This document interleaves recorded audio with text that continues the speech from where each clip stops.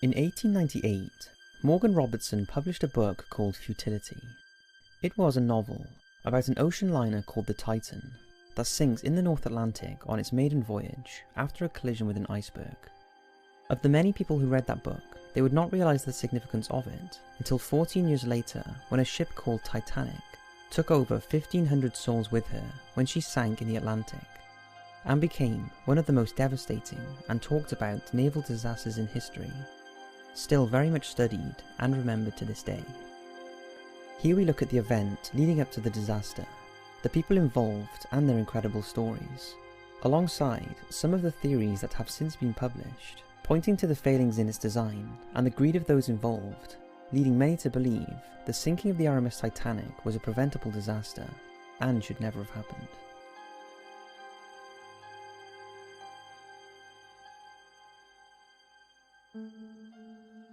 The White Star Line was originally a company making traditional sailing ships during the Great Australian Gold Rush. As the gold rush faded, the company faced bankruptcy and was taken over by Thomas Henry Ismay in 1868. It was after this takeover that the company started to commission ships from Belfast shipbuilders Harland and Wolff. 2 years later, in 1870, they launched their first breakthrough ship, Oceanic I. This was the first of a series of state-of-the-art superliners the company built that dominated the Australian business and eventually transatlantic routes. In 1899, Thomas Ismay died and left the way clear for his son Joseph. It was him who introduced the comfort rather than speed policy the White Star Line would adopt.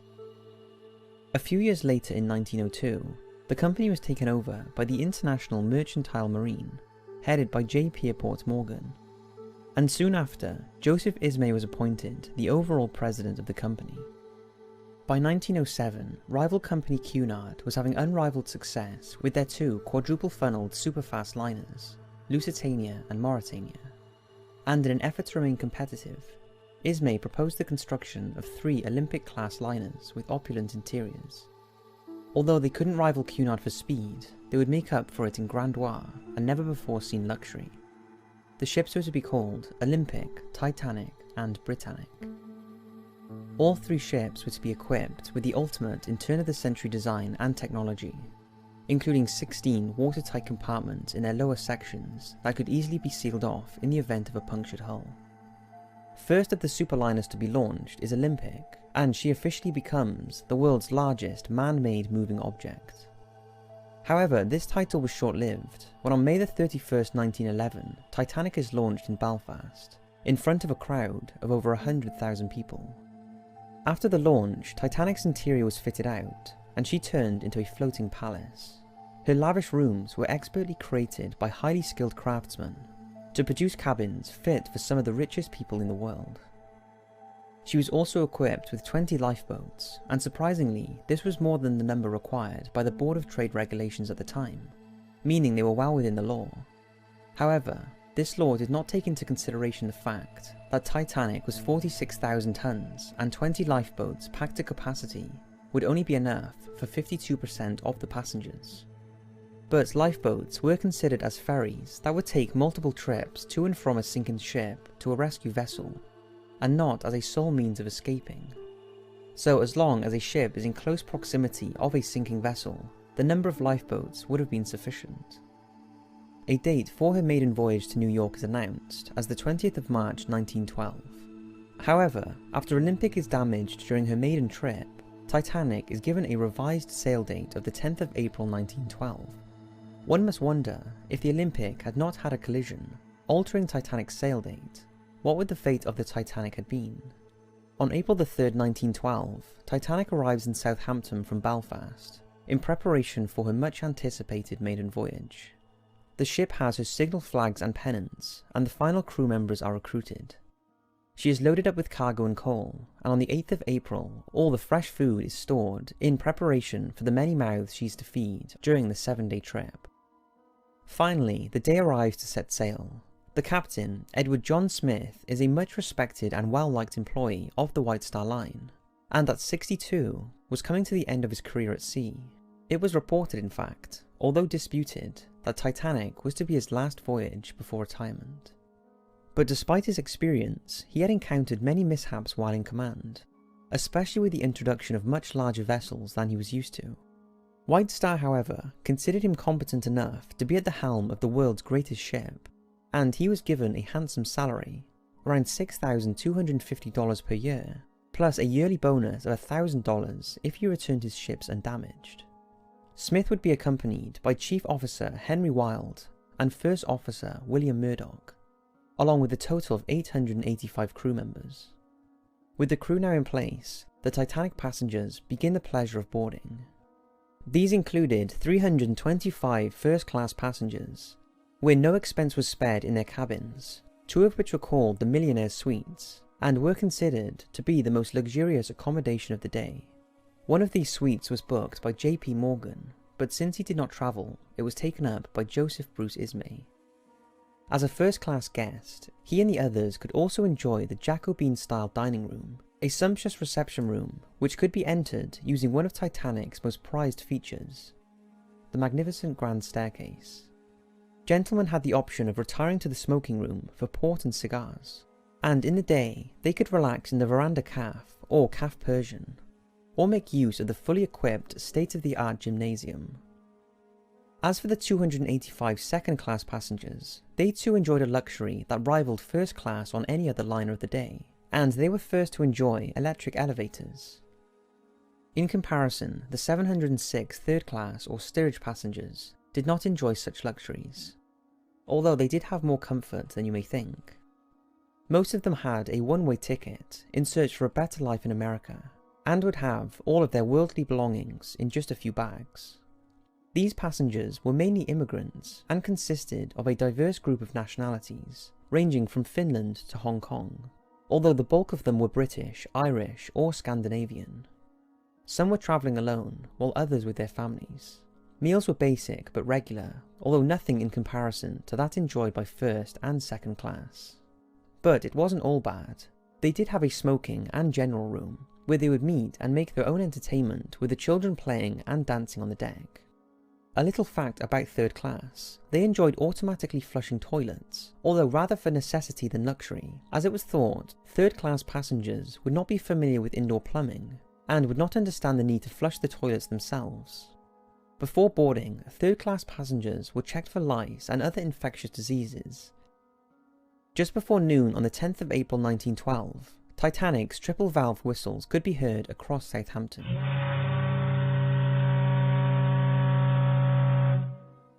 The ropes were cast and the 5 tugs started to slowly nudge the massive liner out into deeper water.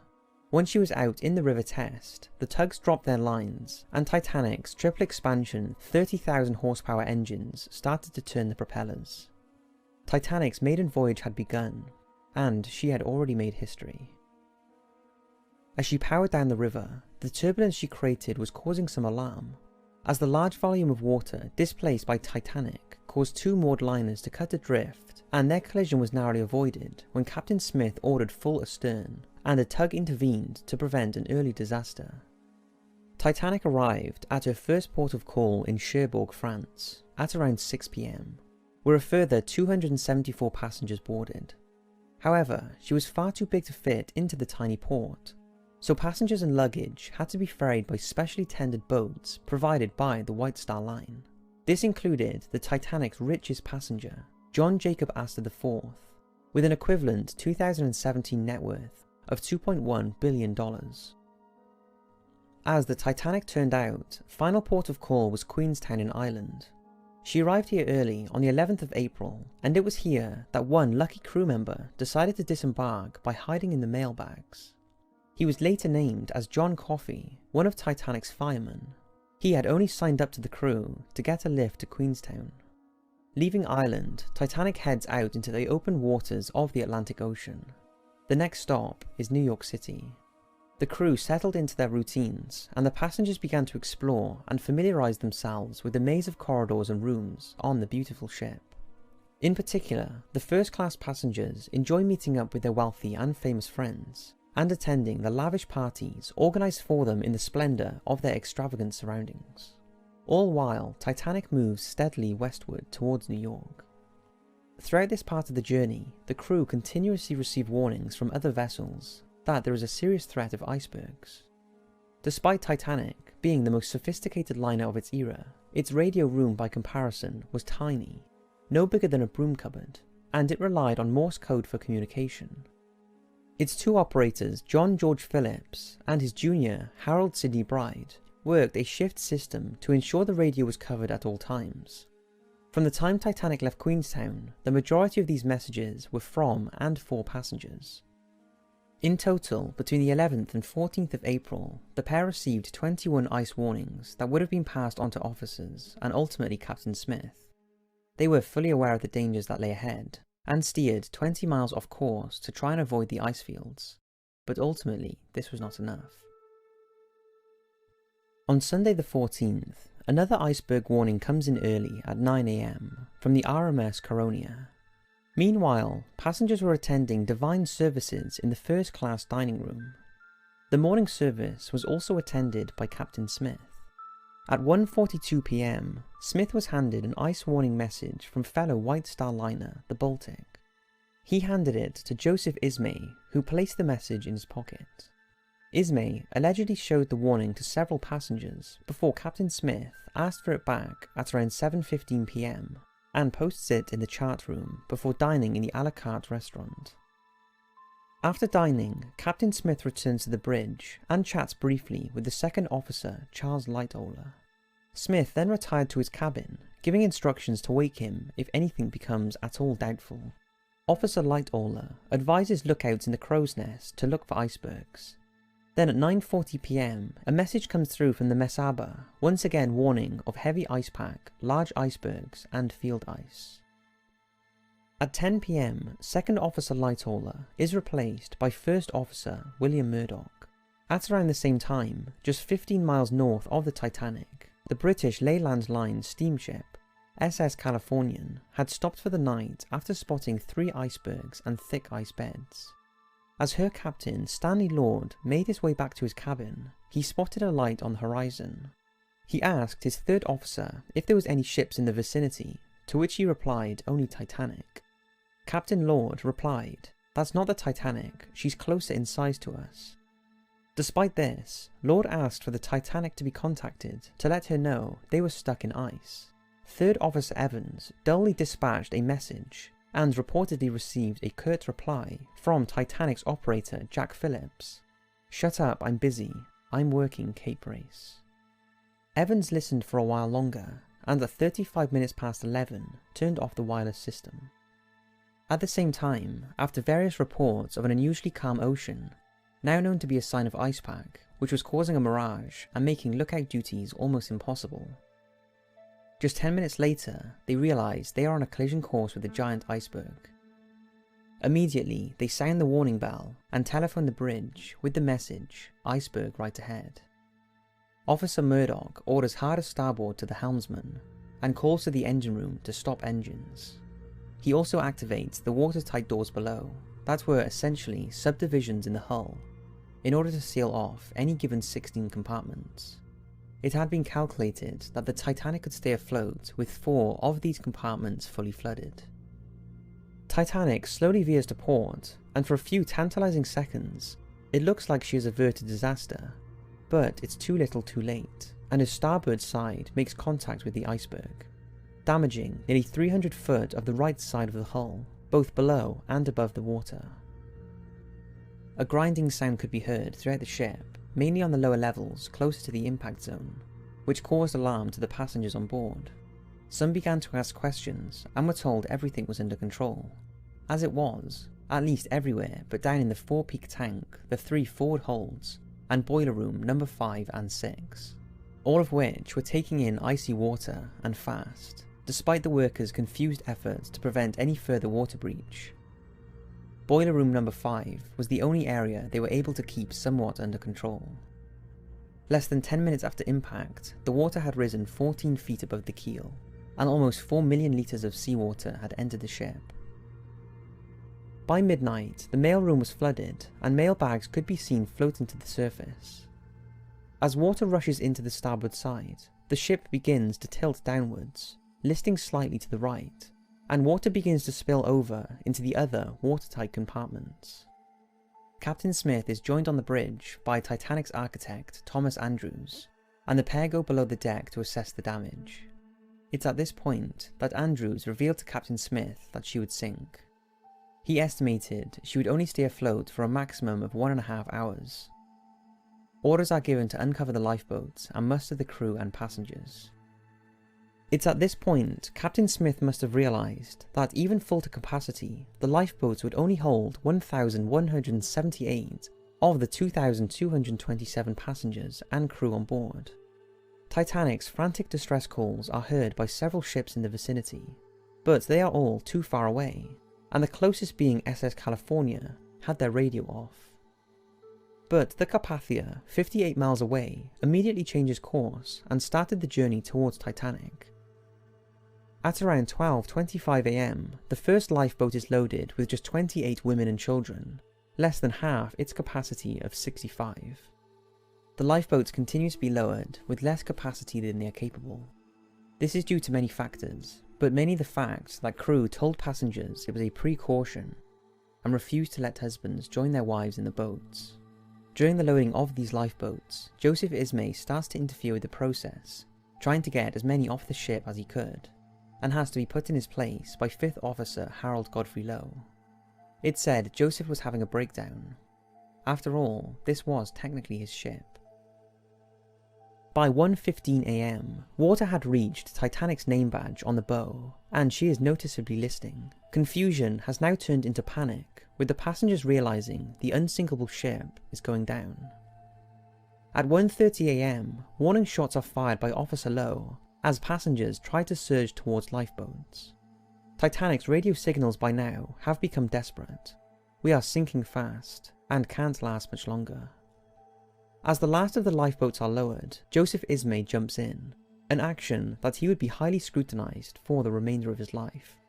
At 2:05 AM, there were still over 1,600 people on board Titanic, and just one available lifeboat left, which was lowered with 44 women and children in. Titanic's forecastle head sinks beneath the water, and her remaining passengers are left completely stranded, 400 miles from shore. At 2:10, Captain Smith goes to the radio room to relieve the operations of their duties. Titanic's last message is sent by John Phillips, before Smith declares, "Well boys, you've done your duty and done it well. I ask no more of you, I release you. You know the rule of the sea, it's every man for himself now, and God bless you." Although there are conflicting reports, it's said Captain Smith then returns to the bridge to await his fate. A boyhood friend of his said, Smith passed away just as he would have loved to. To stand on the bridge of his vessel and go down with her was characteristics of all his actions when we were boys together.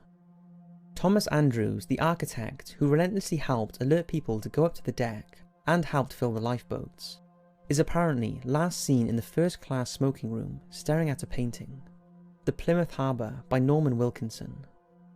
It showed the entrance to Plymouth Sound, where Titanic was scheduled to stop at on her return journey.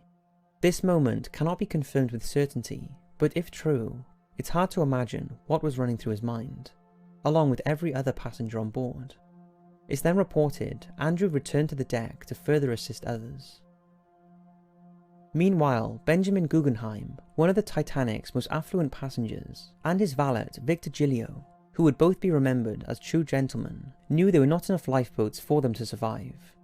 Benjamin helped and comforted his female companions into Lifeboat 9, before he and Victor returned to their room to take off their life vests and change into evening wear, which included a rose buttonhole.